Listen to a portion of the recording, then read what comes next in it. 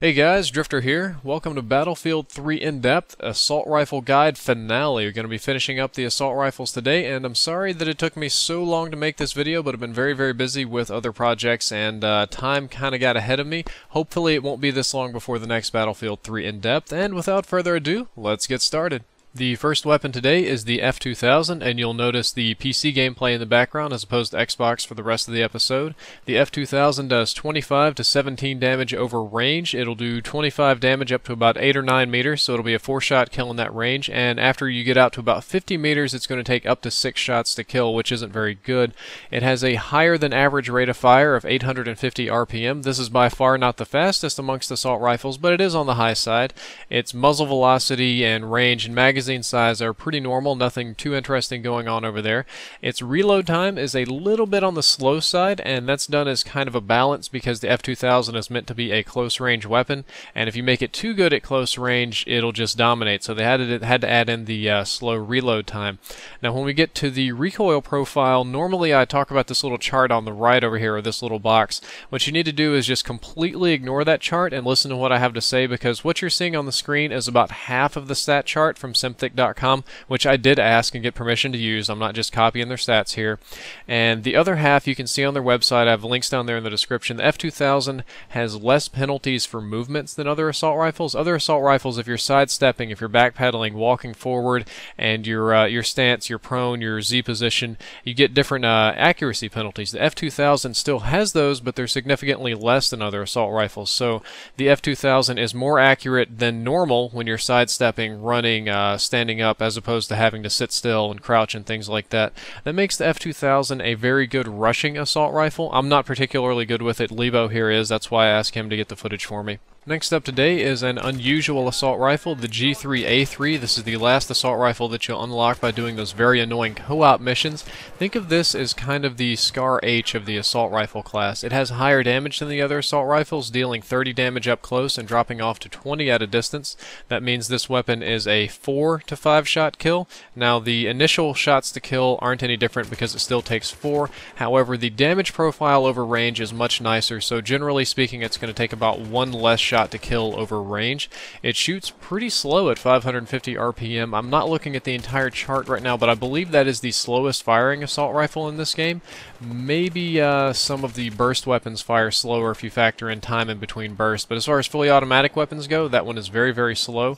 Its reload times are kind of all over the place. The 2.10 and the 3.4 are very different depending on if you have bullets in the magazine or not. Its muzzle velocity is a little bit slow, but its overall range is very high, and you'll notice that it only has 20 rounds in the magazine. That is a very important factor. The recoil on this weapon is a little bit high, but it mostly kicks straight up. As you can see in the recoil box, there is a little bit of side-to-side wobble, but most of the kick is going to be vertical.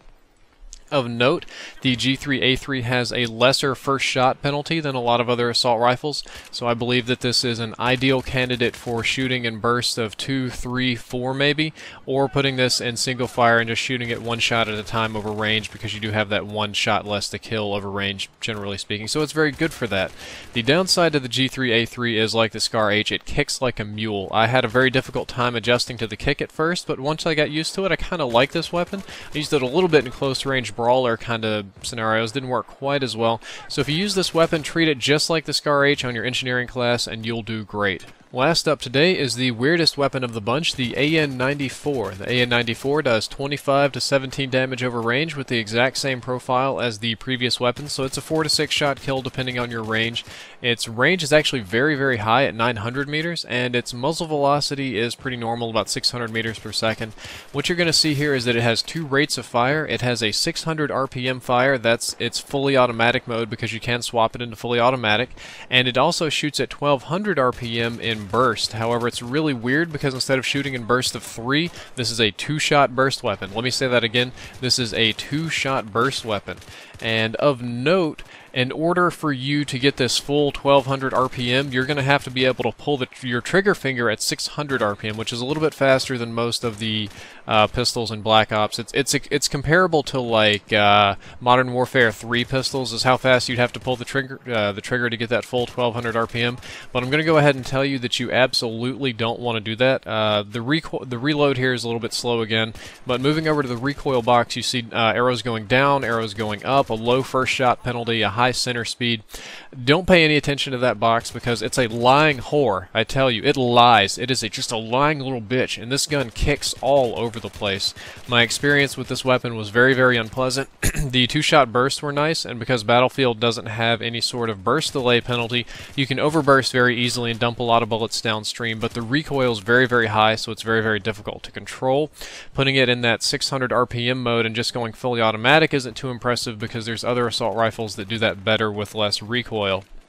My honest recommendation for the AN-94 is that you just don't use this weapon, and if you do use it, have an ACOG sight, sit pretty far away, and you better be going for headshots with that first shot because the second one's probably going to be shooting at the sky or something like that. Well, that's all for today's episode of Battlefield 3 In Depth. In the next episode, I'm going to start reviewing the engineering weapons. If you'd like to stop by Lebo's channel, because he was nice enough to send me some PC gameplay, you can click the screen right there to open up Lebo's channel in a new window. And if you want to see the entire stat chart and just skip this whole series and don't listen to anything I have to say or formulate your own opinions based on the raw numbers, be sure to visit simthic.com because they were nice enough to give me permission to use their stat chart. Drifter out.